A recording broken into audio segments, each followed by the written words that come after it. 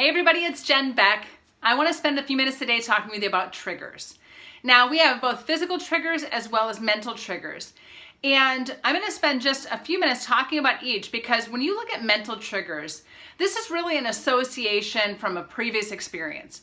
Maybe you had some trauma in your history. Maybe you grew up in a disruptive household. Maybe you were bullied. Maybe you had some kind of abuse. Maybe you had the loss of a loved one. Maybe it's a situation that just reminds you of that loved one. But really what a trigger is it's an association with a previous experience. Okay? Now, sometimes those mental triggers can also create a physical response or a behavioral response.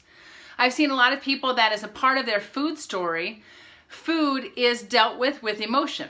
Mom gave them a cookie whenever they came home from school and had a bad day.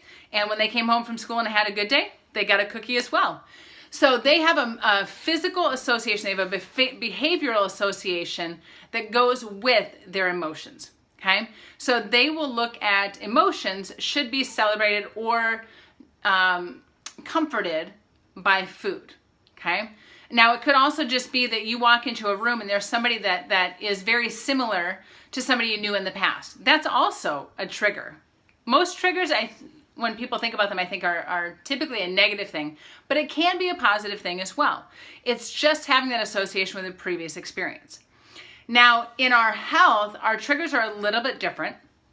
When I think about a physical trigger, it's usually something that is instigating a negative reaction or a symptom within our body. So think about toxins. Toxins can cause allergies. They can, some of our foods can cause GI upset. It can cause food intolerances, pain, rashes. There's so many different responses that we can have when we eat something that is not what our body wants to be fed. Okay. So for example, I worked with a gentleman a couple years ago, and whenever he came into my office, he goes, I get food poisoning 3 or 4 times a week. I don't know what to do about it. And so one of the things that we did for him is we did an elimination diet. Come to find out that he was sensitive to dairy and gluten and soybeans and soybean oil and corn oil and vegetable oil. So whenever he went out to eat, which was pretty much 5 days a week, he was eating out, but he was getting too many of the foods that were triggers for him. And so it triggered him to have a GI issue. My daughter, if she eats gluten or dairy, especially gluten, she will have an eczema breakout. So for her, gluten is a trigger, so we avoid it. So there's a lot of things that you may be triggered by that are causing issues or dis-ease in your body. And it's as simple as removing them from your diet so that we're removing the trigger.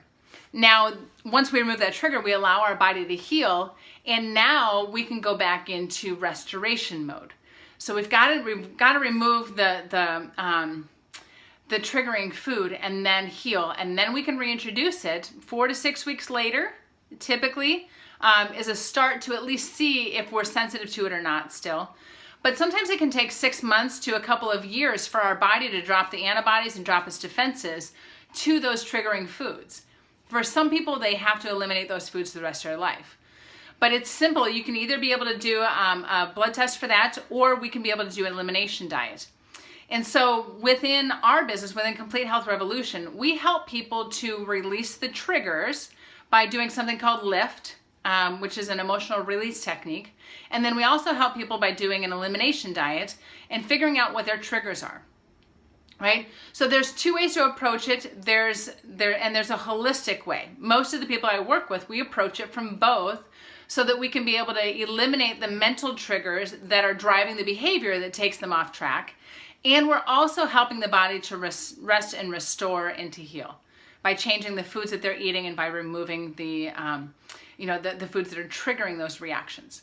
So we are happy to help if we can, but one of the first things you can do is just start taking notes about what your triggers are. If you feel triggered emotionally, or if you have some kind of a physical symptom, write down what was going on at that time, or what you ate that day, or what emotionally was going on, so you can be able to start taking small baby steps into really uncovering what your triggers are, and then we can help you mitigate those.